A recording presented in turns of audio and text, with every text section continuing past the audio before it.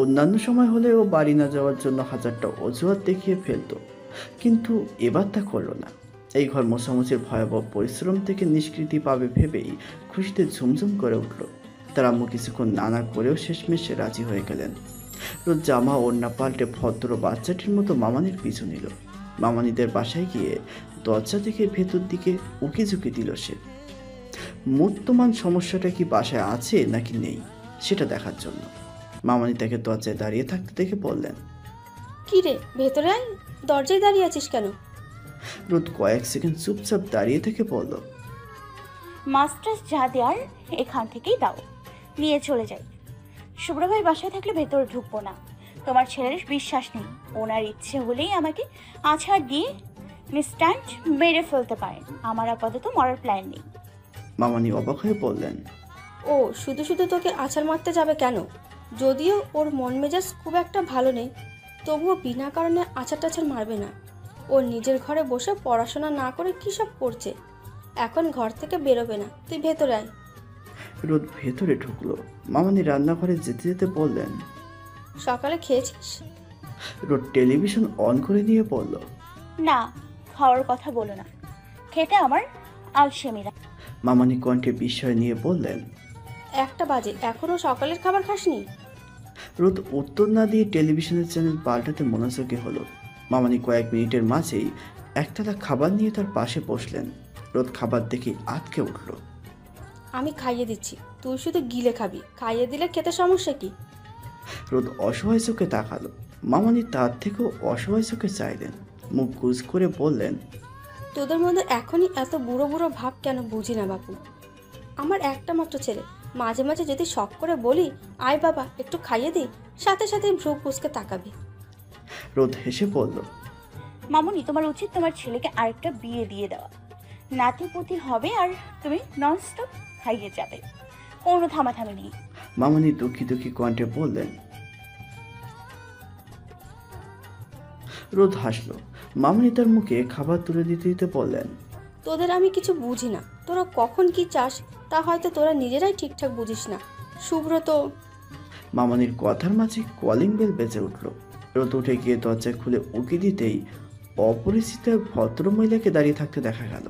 সে সরে দাঁড়াতেই ভেতরে আসলেন উনি। রোদের দিকে এক ঝলক যেই মামানির দিকে তাকালেন, সোফায় বসতে বসতে বললেন, খেতে বসেছেন নাকি? খাওয়ার সময় বিরক্ত করে ফেললাম মনে হচ্ছে। রোদ দরজা লাগিয়ে আবারও সোফায় এসে বসল। মামানি এই ভদ্রমহিলার সামনে তাকে খাইয়ে দেবে ভাবতে অস্বস্তিতে কাদা হয়ে যাচ্ছে তার মন। মামানির ঠোঁটে বিশাল এক হাসি টেনে বললেন, আমি খাচ্ছি না, এই যে মেয়েকে খাওয়াচ্ছি। রোদ অস্বস্তি নিয়ে চুপ করে রইল। ভদ্রমহিলা একবার তার দিকে তাকালেন। আপনার তো মেয়ে নেই শুনলাম, তাহলে এটা কে? এত বড় মেয়েকে খাইয়ে দিতে হয়? শ্বশুর বাড়ি গেলে কে খাইয়ে দিবে? শেষ কথাটা বলে মৃদু হাসলেন ভদ্রমহিলা। মামানি জোরপূর্বক রোদের মুখে খাবার তুলে দিয়ে বললেন, আমার ননদের মেয়ে। আমার শ্বশুরমশাইয়ের ছেলে মেয়ে ছিলেন মোটে দুই। দুই ভাই বোনের বাচ্চা কাচ্চার দিক দিয়ে আমাদের ছোট্টটি হলো এই মেয়ে। বাপের কাছে মামার কাছে বাচ্চা বলতে এই একটাই, তাই আদরও বেশি। সবাই মিলে আদর দিয়ে বাদর বানিয়ে ফেলেছি বলেই নিজ হাতে খেতেও আর তার আলসামি। সারাদিনে এখনও খায়নি। ভদ্রমহিলা হেসে বললেন, ছোটরা একটু আহ্লাদই হয়, আমার ভাইয়ের মেয়েটাও এমন। আচ্ছা, যে দরকারে এসেছিলাম, ভাবি এ মাসের ভাড়াটা? রোদ উঠে দাঁড়িয়ে মুখ কাচুমুচু করে বলল, আমি আর খাবো না, পেট ভরে গিয়েছে, আমি ভেতরের ঘরে যাই। মামানি তার অস্বস্তি বুঝতে পেরে বললেন, আচ্ছা যা। ও শোন, ভেতরে যেহেতু যাচ্ছিস একটা কাজ করে দে না মা। শুভ্রর ঘরে গিয়ে ওর বিছানার চাদর, বালিশের কভার আর পর্দাগুলো খুলে লাল বালতিতে রেখে দে। বুয়া চাইবে এক্ষুনি। শুভ্র বুয়াকে ঘরে ঢুকতে দেবে না। রোদ অসহায় চোখে তাকালো। শুভ্রর ঘরে যাওয়ার বিন্দুমাত্র ইচ্ছে যে তার নেই, তাই অপরিচিত ভদ্রমহিলার সামনে বলে ফেলতে পারল না। মামানি তাকে এক বিন্দু গুরুত্ব না দিয়ে গল্পের চুরি নিয়ে বসলেন। বাধ্য হয়ে শুভ্রর ঘরের সামনে গিয়ে দাঁড়াতে হলো তাকে। শুভ্রর ঘরের দরজা ভেজানো। রোদ দরজাটা হালকা ফাঁক করে ভেতরে উকি দিল।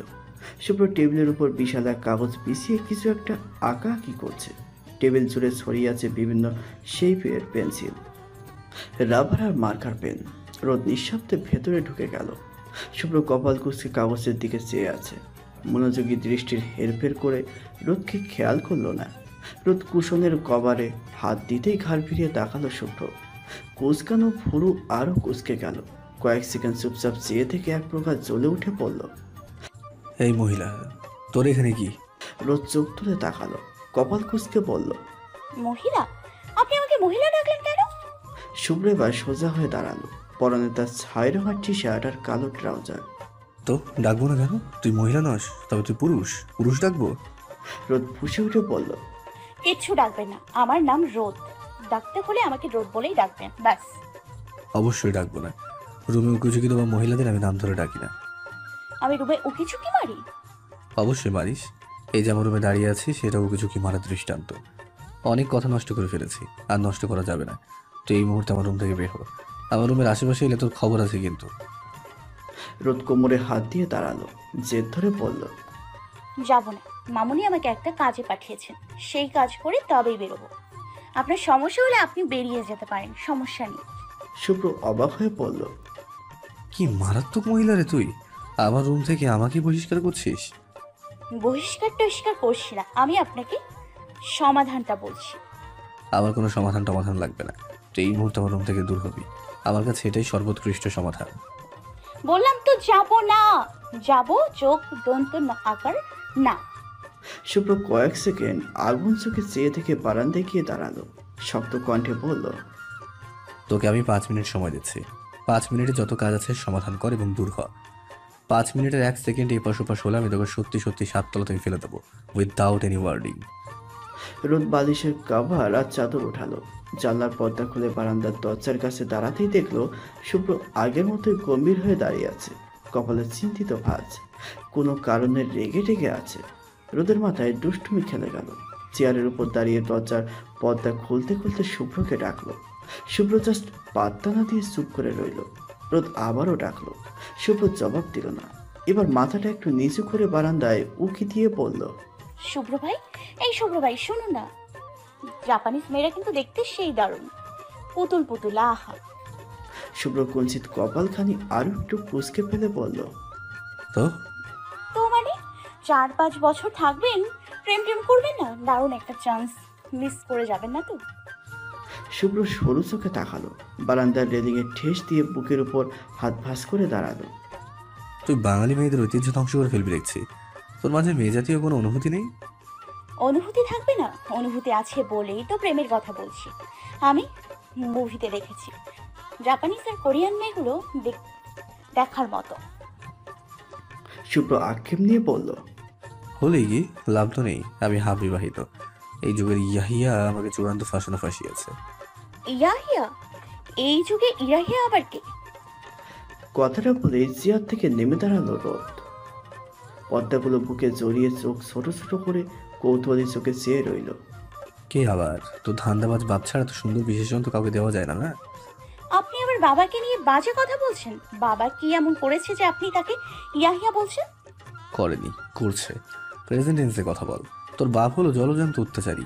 সেই যুগের ইয়াহিয়া বাংলার ঘর জ্বালিয়েছে, আর তোর বাপ ইয়াহিয়া আমাকে জ্বালিয়ে যাচ্ছে। রোদ আঙুল উঁচিয়ে বলল। বাবাকে নিয়ে বাজে কথা একদম বলবেন না। মামুনিকে ডাকো।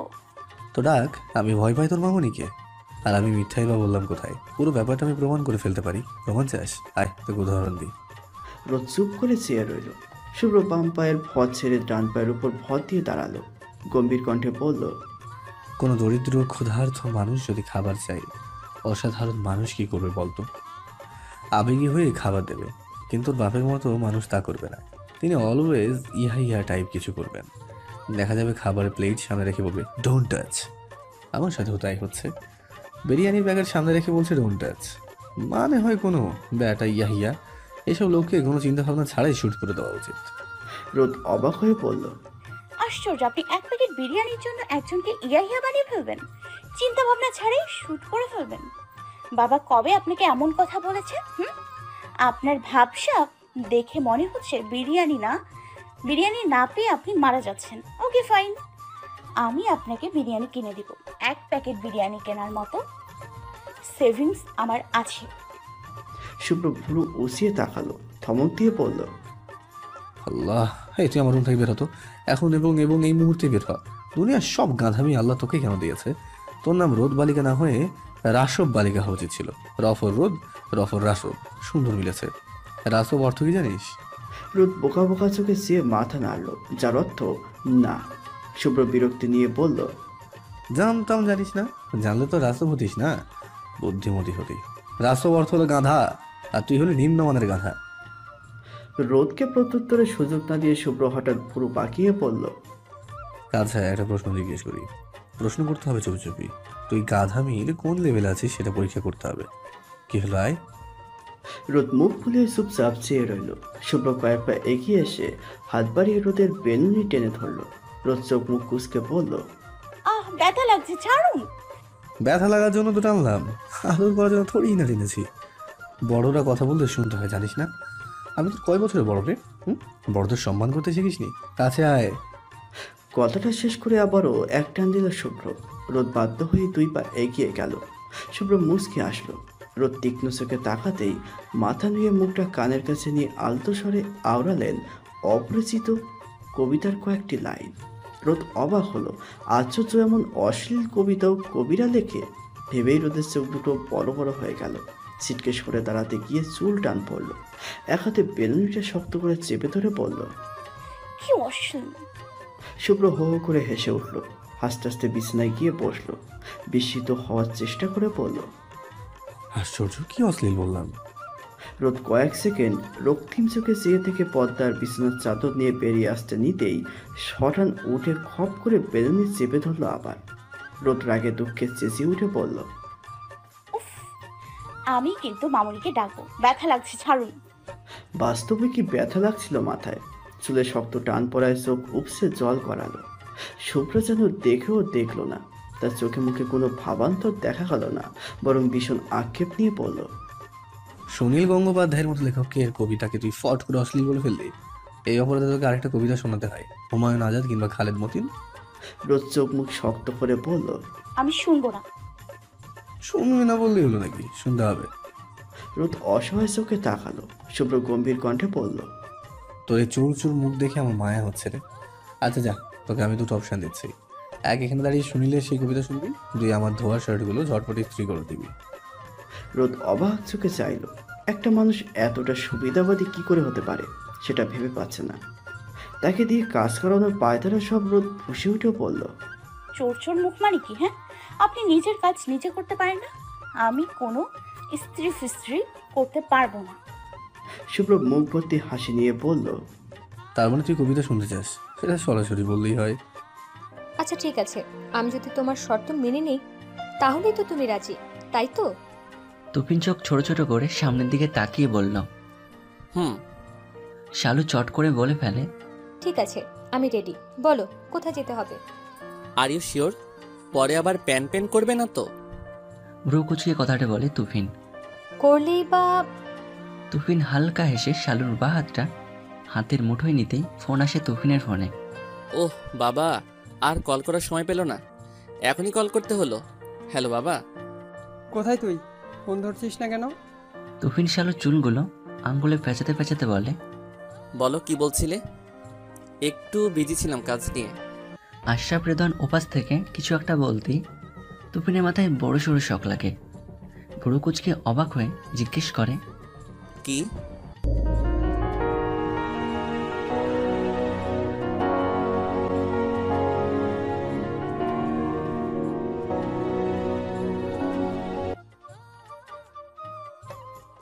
চোর চোর মুখ মানে কি? হ্যাঁ, আপনি নিজের কাজ নিজে করতে পারেন না?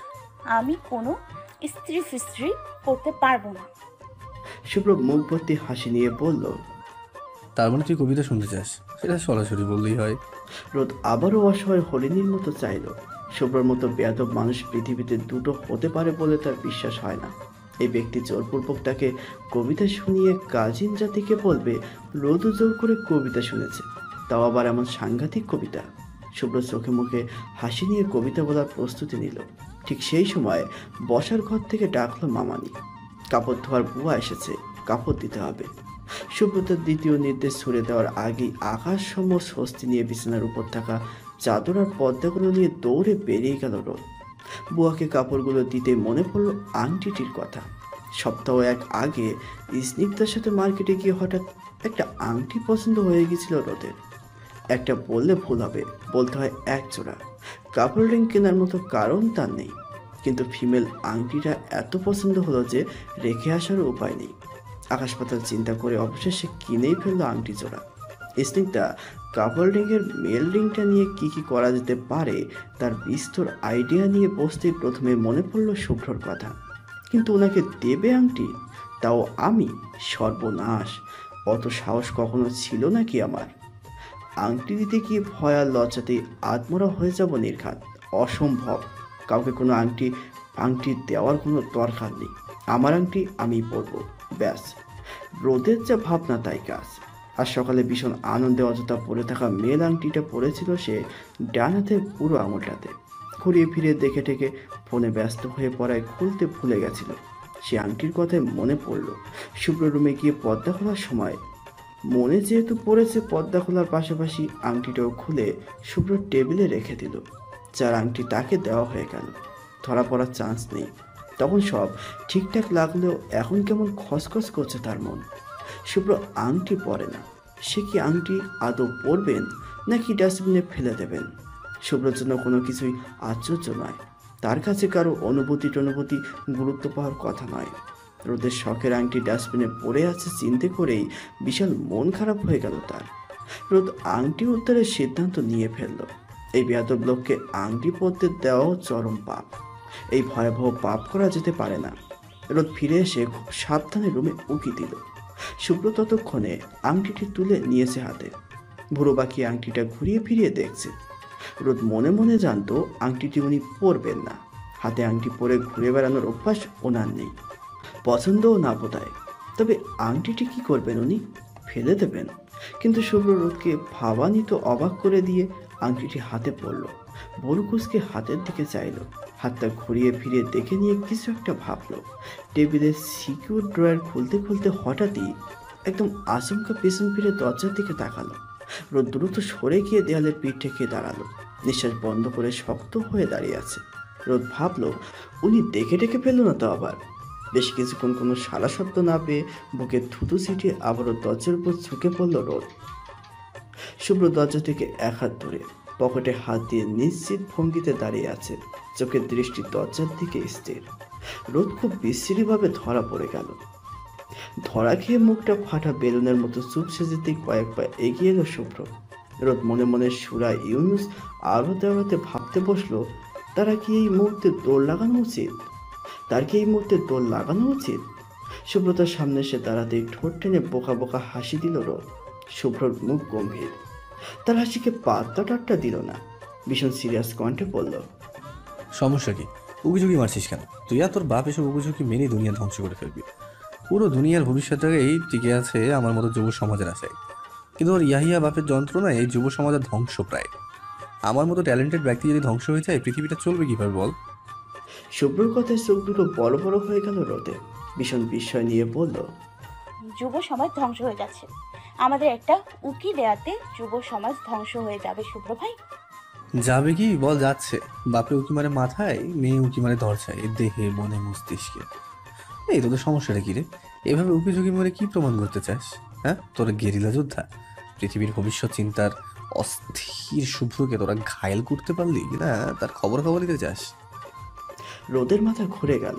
চিন্তা ভাবনা সব গুলিয়ে গেছে, কথা সুরে কেটে গেল। কোথা থেকে কোথা শুরু হয়েছিল তাই ভুলে গেল। বোকা বোকা কণ্ঠে বলল, গেরিলা যোদ্ধারা কি উকি ঝুঁকি মারতো শুভ্র ভাই? শুভ্র বিরক্ত চোখে তাকালো। আচমকা রোদের বাম হাতটা চেপে ধরে বলল, লাফালাফি করবি না। এইভাবে উকি ঝুঁকি মেরে আমার ভবিষ্যৎ নষ্ট করার অপরাধে ভয়াবহ শাস্তি দেওয়া হবে তোকে। শুভ্র শক্তিশালী পুরুষ, হাতের মুঠো শক্ত। তার হাতের চাপে রোদের হাতের হাড়গুলো যেন মরমর করে উঠল একবার। হাত চালানোর সাধ্য নেই বুঝতে পেরে খুব অসহায় কণ্ঠে বলল, আমি উকি দিলেই যে আপনার ভবিষ্যৎ নষ্ট হয়ে যাবে তা তো আমি জানতাম না শুভ্র ভাই। এরপর কখনো উকি দিয়ে আপনার ভবিষ্যৎ নষ্ট করব না, কসম। শুভ্র রোদের বাম হাতের আঙুলগুলো মেলে ধরতে ধরতে বলল। যা নষ্ট করা তা তো করেই ফেলেছিস, আমার তোর উপায় নেই। রোদ কথাটা ঠিক ধরতে না পেরে ক্লান্ত চোখে চেয়ে রইল। হাত ব্যথা করছে। ঠিক সেই মুহূর্তে তার উপলব্ধি হলো এই নিষ্ঠুর লোকের জন্য আংটি কিনে ভয়াবহ ভুল করে ফেলেছে সে। এই ভুলে প্রায়শ্চিত্ত করার জন্য তার এই মুহূর্তে রেল লাইনের উপর শুয়ে জীবন বিসর্জন দিয়ে দেওয়া উচিত। কিন্তু রেল লাইন পাবেটা কোথায়? মেডিকেল থেকে রেল লাইন যেতে কমসে কম 20 টাকা রিক্সা ভাড়া, বেশিও হতে পারে। 10 টাকা রিক্সা ভাড়া থাকাকালীনই জীবন বিসর্জন দিয়ে দেওয়া উচিত ছিল। এত অত্যাচার সহ্য করে 5টা বছর কেন বেঁচে থাকলো সে? মাস থেকে রিক্সা ভাড়াটা বেড়ে গেল। ভুল হয়েছে, চরম ভুল। রোদ অবান্তর কথাগুলো ভাবলো। শুভ্র রোদের বাম হাত থেকে আংটিটা খুলে নিতে সচেতন হলো সে। লাফিয়ে উঠে পড়ল। আরে আরে, এটা আমার আংটি, নিজের টাকায় কিনেছি, ছাড়ুন ছাড়ুন। শুভ্র চোখ রাঙালো, ধমক দিয়ে বলল। লাফালাফি করবি তো এক চড় আংটির সাথে সাথে মট করে ভেঙে পড়বো তোর হাত। লাফালাফি বন্ধ। ঠিক এই মুহূর্তে কান্না পেয়ে গেল তার। এই এত বড় দুনিয়াতে শুভ্র কেন শুধু তার সাথেই এমন করে? হাত ভেঙে ফেলার জন্য কি এই পৃথিবীতে দ্বিতীয় কোনো ব্যক্তি নেই? আমার হাতে ভাঙতে হবে কেন? আমার আংটি ছিনিয়ে নিতে হবে কেন? ওনাকে কি আমি আংটি দেইনি? মেয়েদের আংটি দিয়ে ওনার কি কাজ? শুভ্র আংটিটা খুলে নিয়ে বলল। তুই বাচ্চা মেয়ে, বাচ্চা মেয়েদের আংটি বললে বলদের মতো লাগে। এলাকার অনেকেই জানে তুই আমাদের আত্মীয়, আমার বাবার বোনের কুড়িয়ে পাওয়া মেয়ে। আমাদের আত্মীয় হয়ে হাতে আংটি পরে বলদ সেজে ঘুরে বেড়াবি, ব্যাপারটা তো ভালো দেখায় না, তাই না? রোদের ধৈর্যের সব রকম বাদ ভেঙে গেল। রোদ অবসন্ন কণ্ঠে বলল। আমি বাচ্চা টাচ্চা কিচ্ছু নই, আই এম 19, ওকে? শুভ্র গম্ভীর কণ্ঠে বলল। তাহলে তো আরও পড়তে পারবি। 19 বছরের যুবতীতে আংটি পরতে হয় না। এই বয়সে আংটি পরা মানে গর্হিত অপরাধ। আমি একজন রেসপন্সিবল মানুষ হয়ে তোকে কোনো গর্হিত অপরাধ করতে দিতে পারি না। রোদ মেজাজ খারাপ নিয়ে বলল। গর্হিত হলে গর্হিত, এই অপরাধে ফাঁসি হয়ে গেলেও সই। আপনি আমার আংটি দেন, ব্যাস। শুভ্র আকাশ থেকে পড়ার মতো মুখ ভঙ্গি করে বলল। তোর আংটি মানে? আংটিতে তোর নাম লেখা আছে নাকি? কোথায় তোর নাম? নাম থাকলে দিয়ে দেবো, দেখা নাম। ঠিক এই মুহূর্তে রোদের মনে হলো আমি বেঁচে আছি কেন? এই অসহ্য লোকটাকে সহ্য করার চেয়ে জীবন ধর্ম ত্যাগ করে ফেলা নিশ্চয়ই শতগুণ সুখময় হবে আমার জন্য। রোদ চোখবর্তী রাখ নিয়ে শুভ্রর দিকে তাকাল। শুভ্রর ভাবভঙ্গি দেখে বোঝা যাচ্ছে আংটি ফেরত দেওয়ার বিন্দুমাত্র পরিকল্পনা তার নেই। তার পরিকল্পনা যেহেতু নেই, সেহেতু তাকে মৃত্যুদণ্ড দিয়ে দেওয়া হলেও অযথা কেউ আত্মহত্যা করে মরে গেলেও তার কোনো যায় আসবে না। সে দেবে না, মানে দেবেই না, সোজা হিসাব। রাগে দুঃখে চোখ দুটো টলমল করে উঠল রোদের। অতিরিক্ত রাগে কান্না পেয়ে যাওয়া বিশাল সমস্যাটা নিয়ে শুভ্র সামনে থেকে সরে এলো রোদ। প্রচণ্ড রাগে শরীর কাঁপছে। পৃথিবীটাকে আছাড় মেরে আলু ভর্তা বানিয়ে ফেলতে পারলে ভালো হতো, রাগটা একটু কমতো। রোদ ঝড়ের গতিতে উড়ে এসে বসার ঘরে ঢুকলো। মামানির দিকে চেয়ে যেতেই বলল। আমি এক্ষুনি বাসায় যাব। মামুনি, তোমার মাছ তুমি রাখো, আমি কোনো মাছ টাছ নিয়ে যেতে পারবো না। মামানি ভদ্র মহিলার সাথে গল্পে ডুবেছিলেন। রোদের দিকে চেয়ে অবাক হয়ে পড়ল। কি হলো হঠাৎ? চোখ মুখ এমন লাল হয়ে আছে কেন? শুভ্র কিছু বলেছে? রোদের বলতে ইচ্ছে হলো, তোমার অসভ্য বেয়াদব ছেলে সবসময় অসভ্য অভদ্র কথা বলে। তার মধ্যে অভদ্রতার বিশাল সফটওয়্যার ব্যতীত অন্য কিছু নেই। দুঃখের বিষয় তোমরা তা বুঝতে পারো না। কিন্তু ভদ্র মহিলার সামনে এসব বলা যায় না বলে বলল। আমার শরীর খারাপ লাগছে, আমি বাসায় যাব। মামানি আটকে উঠে বলল। শরীর খারাপ লাগলে বাসায় যাবি কেন? শরীর খারাপ নিয়ে তোকে আমি এক পাও বেরোতে দেবো না। সুস্থ মেয়ে এখানে এসেই অসুস্থ হয়ে যাবে, এ কেমন কথা? না খেলে তো শরীর খারাপ করবেই। শরীর খারাপের দোহাই দিয়ে যে ভয়াবহ প্যাঁচ লাগিয়ে ফেলেছে তা শীঘ্রই বুঝতে পেরে দীর্ঘশ্বাস ফেলল। এদিকে রাগটাও কন্ট্রোলে রাখা যাচ্ছে না। রোদ অসহায় কণ্ঠে বলল। প্লিজ মামুনি, যেতে দাও, আমার ভালো লাগছে না, আমি বাসায় যাবো, ব্যাস। এমন সময় খুব ফুরফুরে মেজাজে বসার ঘরে এলো শুভ্র। ভদ্র মহিলাকে দেখে বিনয়ী হাসি হাসলো। তাকে দেখে মনে হলো তার মতো নম্র ভদ্র ছেলে ইহ জীবনের দ্বিতীয়টি হতে পারে না। অথচ ভেতরে ভেতরে কি অসহ্য এটা একমাত্র রোদ জানে। শুভ্র পাশে দাঁড়িয়ে মৃদু হেসে বলল। আসসালামু আলাইকুম আন্টি, কেমন আছেন? ভদ্র মহিলা নম্র হেসে ঘাড় নাড়লেন। ভালো আছি। শুনলাম তুমি জাপানে চলে যাচ্ছ। দেশের পরিস্থিতি তো ঠিক অনুমান করা যাচ্ছে না, সব ঠিক থাকলে সেপ্টেম্বর ইনশাল্লাহ। ভদ্র মহিলা মজার ছেলে হেসে বললেন। ফরেনে পড়াশোনা শেষ করতে তো প্রায় 5 বছর লেগে যাবে। তোমার বাবা মা তো দেশে একদম একা পড়ে যাবেন। একটা বিয়ে শাদি করে ফেলো এর মধ্যে, আমরাও একটা দাওয়াত পাই। শুভ্র জবাব না দিয়ে ভদ্রতার হাসি আসলো। রোদ চটপট করে বলল। মামুনি আমি গেলাম। মামনি কপাল কুঁচকে তাকালেন। শুভ্রর দিকে তাকিয়ে বললেন। তুই ওকে কি বলেছিস সুবি? শুভ্র মামনির কথায় পাত্তা না দিয়ে খাবার ঘরের দিকে চলে গেল। যেতে যেতে বলল। আমি তাকে কি বলবো? আশ্চর্য। মামনি রোদের দিকে চেয়ে দীর্ঘশ্বাস ফেললেন। চোখের ইশারায় তাকে সান্ত্বনা দিয়ে বললেন। আচ্ছা যা, রান্নাঘরে মাছ কেটে রেখেছি, মুখ বন্ধ লাল বাটিতে আছে, যাওয়ার সময় নিয়ে যা। এদের মাছ দিলে টানা ইসরায় তখন রোদ ক্লান্ত প্রায়। মামনির কথায় ক্লান্ত দীর্ঘশ্বাস ফেলে রান্নাঘরের দিকে রওনা দিল। শুভ্র খাবার টেবিলের পাশে দাঁড়িয়ে গ্লাসে পানি ঢালছিল। খাবার ঘর থেকে রান্নাঘরে যাওয়ার রাস্তাটা সরু, একসাথে দুজন যাওয়ার উপায় নেই। শুভ্র একটু পিছিয়ে রোদকে যাওয়ার সুযোগ করে দিল। রোদ তাকে পাশ কাটিয়ে এক পা এগোতেই আটকা পড়ল হাত। শুভ্র শক্ত হাতের মুঠোয় নিজের হাত আবিষ্কার করে চোখ রাঙিয়ে তাকালো। শুভ্রর ঠোঁটে মৃদু হাসি। ছাড়ুন। শুভ্র ছাড়ল না। রোদ রাগ টলমলে চোখে নিয়ে বলল। সমস্যা কি? হ্যাঁ, চলেই তো যাচ্ছি, আসবো না আর আপনার বাসায়। এত জ্বালাচ্ছেন কেন? আপনাকে আমার বিন্দু মাত্র সহ্য হচ্ছে না। আর ছাড়ুন, ছাড়ুন শুভ্র ভাই। শুভ্র স্বাভাবিক কণ্ঠে বলল। আমি তাকে ধরে রেখেছি নাকি কি জানি, বুঝতে পারছি না। যখন বুঝতে পারবো তখন ছেড়ে দেবো। রোদ মুখ খুলে শ্বাস নিয়ে নিজেকে শান্ত করার চেষ্টা করলো। বাম হাতের আঙুল উঁচিয়ে বলল। দেখুন। শুভ্র হাত ছেড়ে রোদের দুই পাশে চেয়ারের উপর হাত রেখে বলল। কি দেখবো? রোদের রৌদ্রমূর্তি থিতিয়ে গেল। রোদ ভেবাচাকা খেয়ে আশেপাশে দেখলো, কেউ দেখছে না তো। ধমক দেওয়ার মতো করে বলল। আমাকে যেতে দিন, আমার মেজাজ খারাপ। আমি কিন্তু মামনিকে ডাকবো, অযথা একটা সিক্রেট হয়ে যাবে। শুভ্র হাসলো। রোদের চোখের পাতায় ফু দিয়ে বলল। যেখানে সেখানে আম্মুকে ডাকতে চাস কেন?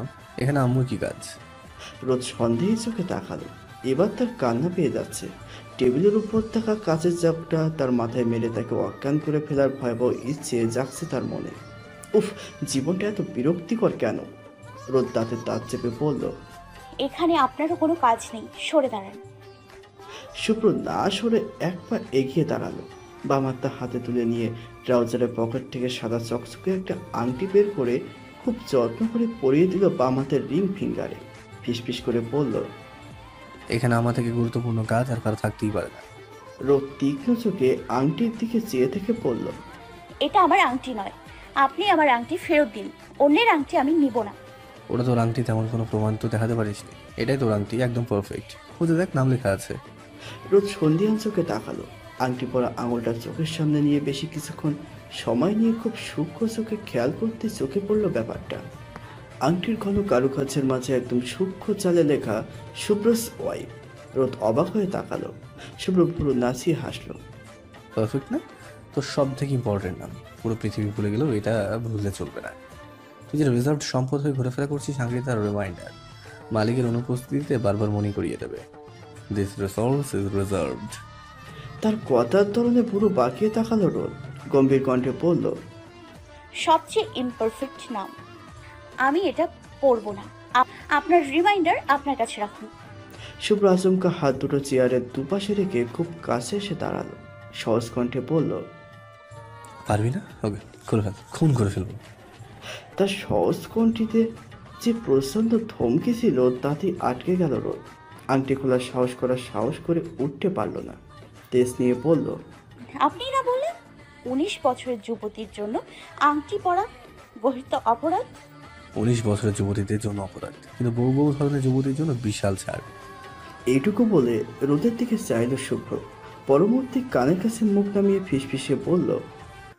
যার হাসিটা পৃথিবীর সব থেকে সুন্দর, যার আগমন মানেই প্রাণবন্ততা, যে তাকালেই খুন হয়ে যাওয়ার সম্ভাবনা থাকে, তার জন্য 7 খুন মাফ।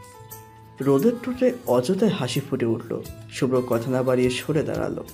সে সেখান থেকে সরে যাওয়ার পরও স্তম্ভিত মন নিয়ে একই জায়গায় চুপচাপ দাঁড়িয়ে রইল রোদ। এখন আমার কি করা উচিত? রাগ ধরে রেখে ওনাকে গালি দেওয়া উচিত নাকি ভুলে যাওয়া উচিত ভাবছে রোদ। শুভ্র হঠাৎ ফিরে এলো। ডান পাশের গালে আচমকা গাঢ় এক চুমু দিয়ে বলল। আর যে শুভ্রর বউ, যাকে শুভ্র প্রচণ্ড ভালোবাসে, তার জন্য সব খুন মাফ। তার সব অপরাধী মিষ্টি, সে মানেই ভালোবাসা, তার ভাবনা মানেই প্রশান্তি, তার হাসি মানেই আমি তোমাকে ভালোবাসি। কথাটা বলে উত্তর দক্ষিণ না দেখে আবারও হাওয়া হয়ে গেল শুভ্র। কিন্তু 1 মিনিটের মাথায় আবারও ঘুরে এসে আবারও গাঢ় একটা চুমুক খেলো গালে। রোদ কিছু বুঝে ওঠার আগেই আবারও হাওয়া হলো ঘরের পাকে। রোদ আগের জায়গাটাতেই বোকার মতো দাঁড়িয়ে রইল। ধীরে ধীরে রক্তিম হয়ে উঠল গাল, প্রচণ্ড লজ্জায় শিউরে উঠল লোমকূপ পর্যন্ত। হৃৎপিণ্ডের স্পন্দন দ্রুত হলো, দ্রুত থেকেও দ্রুততর। হৃদস্পন্দের ধামামা বাজিয়ে তারাও নিশ্চয় বলছে, শুনছো হে, আমি তোমাকে ভালোবাসি, প্রচণ্ড ভালোবাসি।